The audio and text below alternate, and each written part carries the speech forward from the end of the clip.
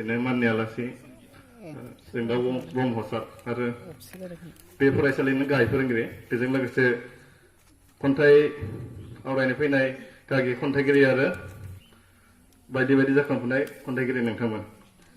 दा आं खन्थाइ आवरायनो नागिरनाय खन्थाइनि मुङा जादों गोदान सिमां नेदोंमोन आं।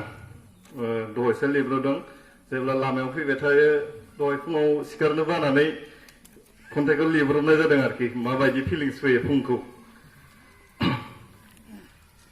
आंनि मुङा फोजोंसार बरगयारि।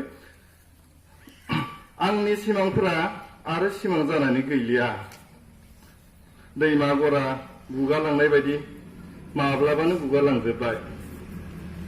दिनै हरावसो गोजां बोथोरनि स्रो स्रो साद्रि सौसिनानै गुसु बारजों सब खुदुम जानानै गोदानै सिमां नेदोंमोन आं। नाथाय लाजि गुसु सेवालि बिबारनि मल मल मोदोमनाया फुंबिलिनि सिमां नेनाय मेगनखौ आब्रा आब्रा फोजाफैदों। गोबाव समनि मेंरुनाय सिमांफोरखौ सिब्बायाव थोरफो थोरफो जाबनानै दिनैनि हरावसो गोदानै सिमां सुजुनो नेदोंमोन।